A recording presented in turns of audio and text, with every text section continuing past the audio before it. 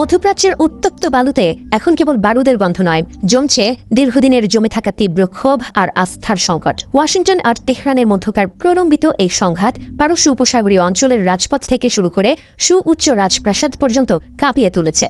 মার্কিন president Donald ট্রাম্পের খামখেয়ালি রণকৌশল আর কূটনৈতিক ব্যর্থতা আজ উপসাগরীয় মিত্রদের এমন এক দোলাচলে ফেলে দিয়েছে যেখানে বন্ধুত্বের চেয়ে নিঃসঙ্গ নিরাপত্তাহীনতাই বেশি প্রকট।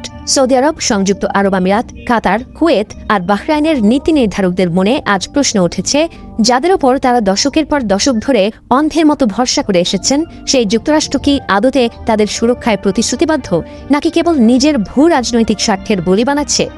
নাম প্রকাশে অনিচ্ছুক এক উপসাগরীয় কর্মকর্তার বিস্ফোরক মন্তব্যেই স্পষ্ট হয়ে ওঠে পুরো পরিস্থিতি। ট্রাম্প এই যুদ্ধ শুরু করেছেন আর এর মূল্য দিতে হচ্ছে আমাদের। গত কয়েক মাস ধরে চলা এই মরণপণ লড়াইয়ে পরিস্থিতি যখনই চরমে পৌঁছায়, তখনই ডোনাল্ড ট্রাম্পের অপ্রত্যাশিত হুমকি আর পিছু হটার নীতি মিত্রদের আরও বেশি হতাশ করে তোলে। ওয়াশিংটনের বর্তমান প্রশাসনের কোনো সুনির্দিষ্ট বা স্থায়ী রূপরেখা নেই, বরং এক অনিশ্চিত ঘূর্ণাবর্তে ঘুরপাক খাচ্ছে তাদের মধ্যপ্রাচ্য নীতি। ফলে আরব ও পশ্চিমা কূটনৈতিক মহলে এখন এই আলোচনা জোরালো হচ্ছে যে মার্কিন পদক্ষেপগুলো এই অঞ্চলকে নিরাপদ করার বদলে আরও বেশি বিপজ্জনক করে তুলছে। এই ক্রমবর্ধমান আস্থাহীনতার সুদূর প্রসারী ধাক্কা ইতিমধ্যে লাগতে শুরু করেছে বৈশ্বিক ভূ রাজনীতিতে। সম্প্রতি সৌদি আরব, তুরস্ক ও পাকিস্তানের মধ্যে স্বাক্ষরিত পারস্পরিক প্রতিরক্ষা চুক্তিকে কেবল একটি সাধারণ মৈত্রী হিসেবে দেখছেন না বিশ্লেষকেরা। একে ওয়াশিংটনের প্রতি উপসাগরীয় দেশগুলোর এক নীরব লাল সংকেত বলে মনে করছেন ইউরোপীয় কূটনীতিকরা, যার মূল বার্তা হল নিরাপত্তার জন্য কেবল যুক্তরাষ্ট্রের উপর আর নির্ভর করা যাচ্ছে না। যুদ্ধের সবচেয়ে বড় মাসুল দিতে হচ্ছে অর্থনৈতিক ও ভূকৌশলগত দিক থেকে।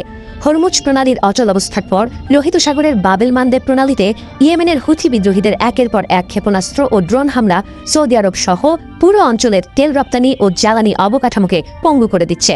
সংযুক্ত আরব আমিরাতের আকাশসীমায় ভূপাতিত ড্রোনের ধ্বংসাবশেষ আর তেল শিল্প এলাকায় আগুনের লেলিহান শিখা বুঝিয়ে দিচ্ছে এই যুদ্ধের আঁচ কতদূর ছড়িয়ে পড়েছে। যুদ্ধের শুরুতে আবুধাবি বা রিয়াদের নীতি নির্ধারকরা হয়তো ভেবেছিলেন দ্রুত ও চূড়ান্ত বিজয়ের মধ্য দিয়ে তেহরানের আগ্রাসী নীতির অবসান ঘটবে, কিন্তু সময় গড়ানোর সঙ্গে সঙ্গে যখন পরিষ্কার হয়ে গেল যে ইরানের পতনও ঘটছে না এবং হরমুজ প্রণালীও খুলছে না, তখন থেকেই পাল্টাতে শুরু করে উপসাগরীয় অবস্থান।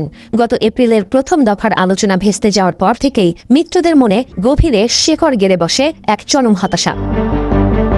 মার্কিন প্রশাসনের আনা তথাকথিত সমঝোতা স্মারক বা MOU-কে উপসাগরীয় নেতারা সির্ফ একটি তামাশা বলে উড়িয়ে দিয়েছেন, কারণ ওই সব চুক্তিতে ইরানের ব্যালিস্টিক ক্ষেপণাস্ত্রের ক্রমবর্ধমান ভাণ্ডার কিংবা তেহরানের ছায়া গোষ্ঠীগুলোর আঞ্চলিক আগ্রাসনের সুনির্দিষ্ট কোনো সমাধান ছিল না। ফলে ওয়াশিংটনের খামখেয়ালি কূটনীতি এই সংকটকে আরও বেশি জটিল ও গোলমেলে করে তুলেছে।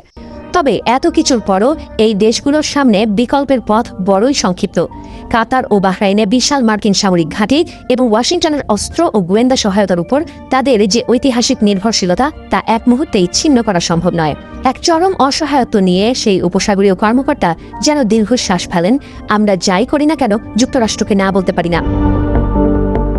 সামনেই শরৎকালের আগমন, যখন মধ্যপ্রাচ্যের জমকালো সম্মেলন, উৎসব আর আন্তর্জাতিক ফর্মুলা 1 রেসের গর্জনমুখর দিনগুলোতে মুখরিত হওয়ার কথা ছিল পুরো অঞ্চল। কিন্তু সৌদি আরবের মর্যাদাপূর্ণ ফিউচার ইনভেস্টমেন্ট ইনিশিয়েটিভ বা মরুভূমির দাভোস খ্যাত শীর্ষ সম্মেলন সহ সব বড় আয়োজনের ভবিষ্যৎ আজ ঝুলছে অনিশ্চয়তার এক মস্ত বড় প্রশ্নচিহ্নের মুখে।